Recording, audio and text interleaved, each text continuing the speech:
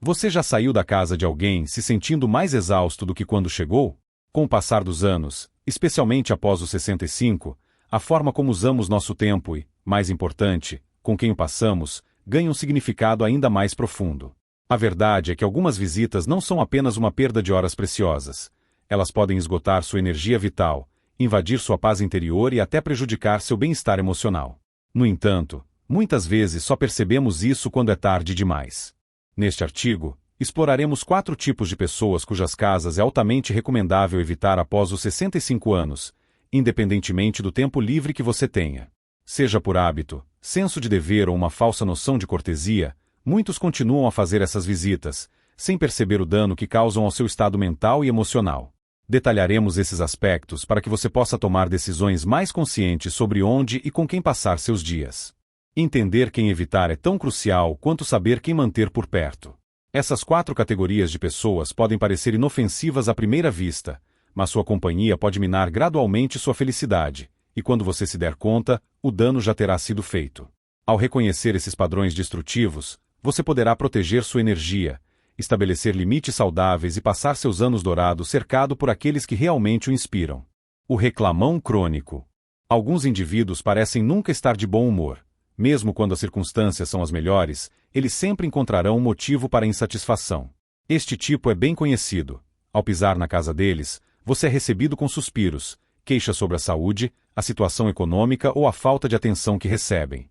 Não importa se o sol está brilhando lá fora ou se acabaram de receber boas notícias, sempre há algo errado. E se você ficar tempo demais, essa sensação começa a se espalhar para você. A negatividade é contagiosa. E quando você passa tempo com alguém que reclama constantemente, isso se infiltra sutilmente em seu próprio pensamento, quer você perceba ou não.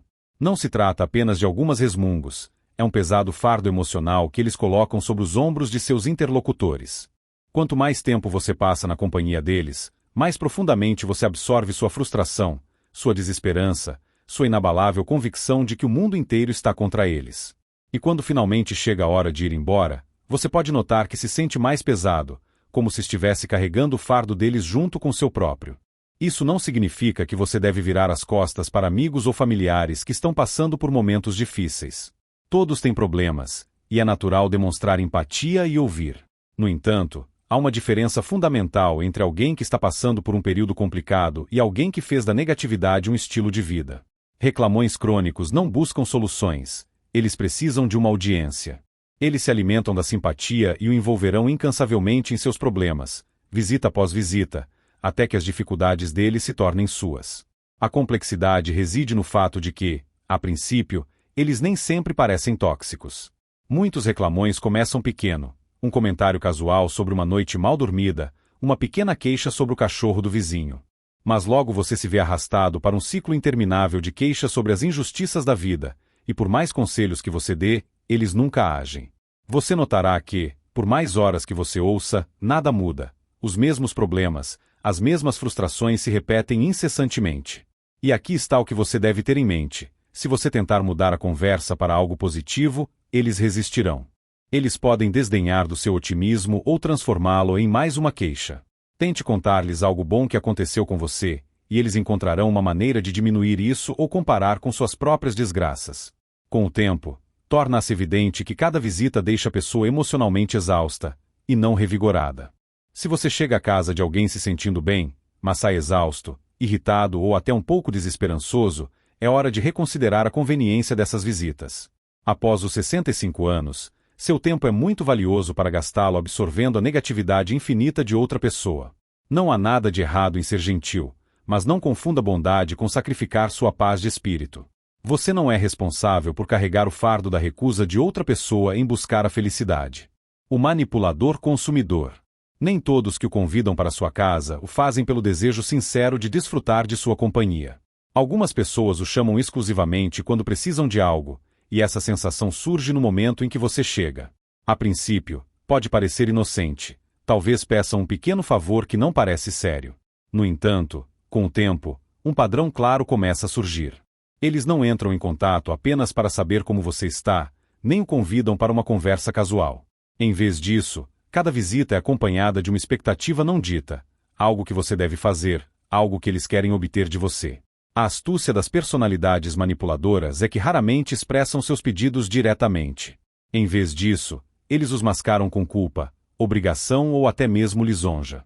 Eles podem dizer frases como "não sei o que faria sem você" ou "você é o único que me entende".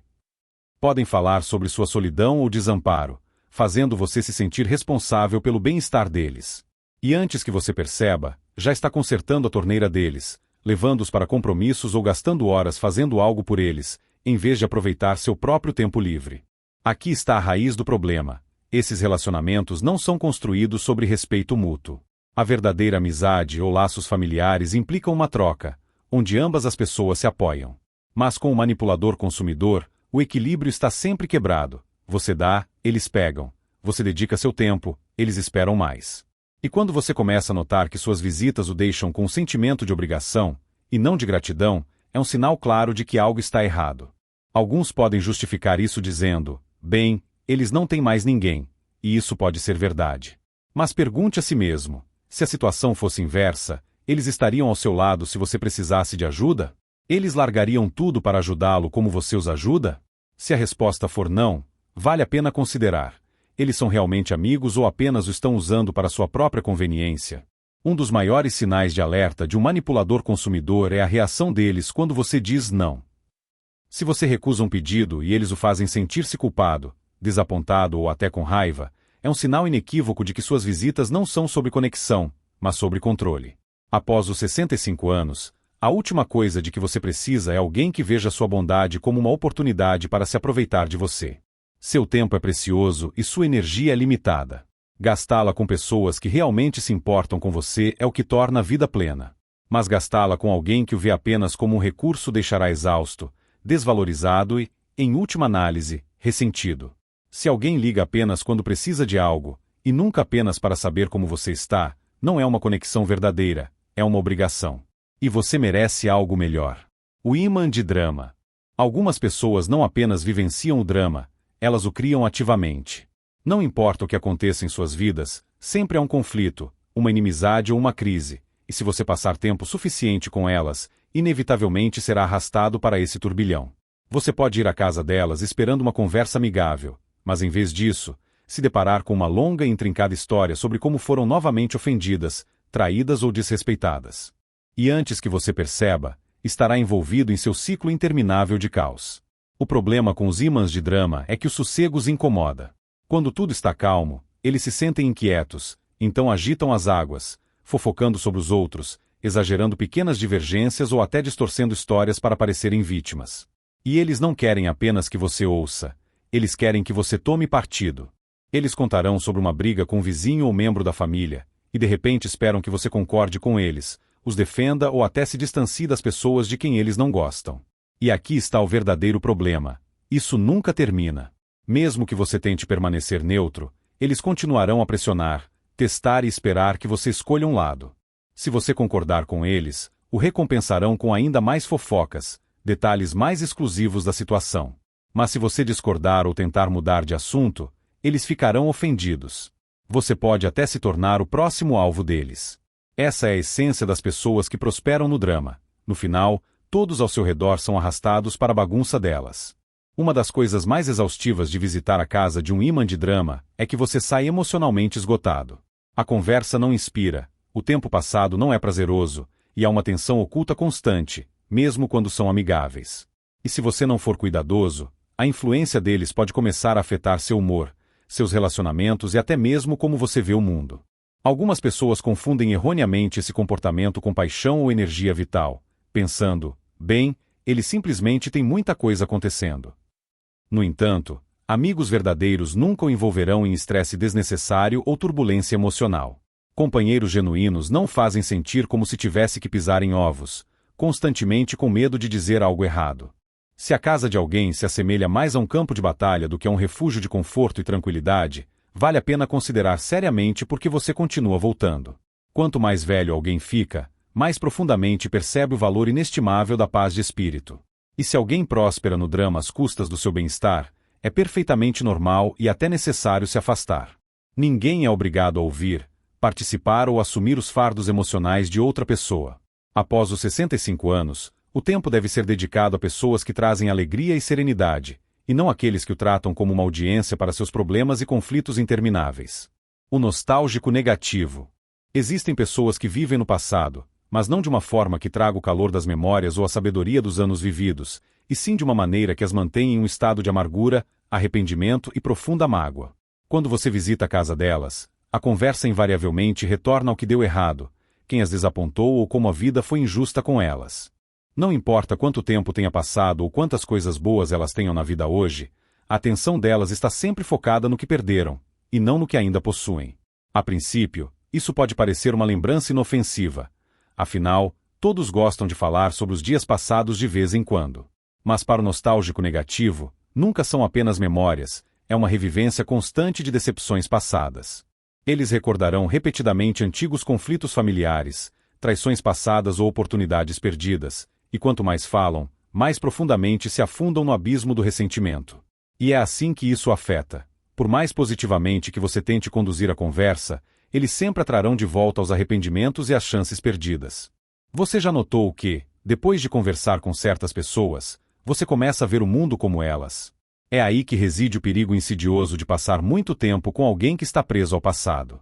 Sem perceber, você pode se encontrar obcecado por seus próprios arrependimentos, suas próprias frustrações, coisas que você pensava ter superado há muito tempo. E lentamente, sem querer, você começa a adotar o ponto de vista delas, vendo a vida através da lente do que poderia ter sido, em vez do que ainda pode ser alcançado. E não se trata apenas dos próprios arrependimentos, eles também podem tentar ativamente moldar sua visão da vida. Eles afirmarão que as coisas nunca serão tão boas quanto antes, que o mundo de hoje não tem nada a oferecer, que envelhecer significa apenas perdas e privações. E se você permitir que essas palavras se enraizem em sua mente, elas podem começar a parecer verdadeiras. A realidade é que a vida está em constante mudança para todos. Sempre há algo para ser grato, novas experiências para desfrutar e novas memórias para criar. Mas o nostálgico negativo vê isso de forma diferente. Para eles, os melhores dias se foram irremediavelmente, e eles não estão interessados em encontrar alegria no presente. E se você passar muito tempo na casa deles, corre o risco de absorver a desesperança deles em vez de proteger seu próprio otimismo e amor pela vida. Isso não significa que você deve evitar pessoas que passaram por dificuldades ou luto.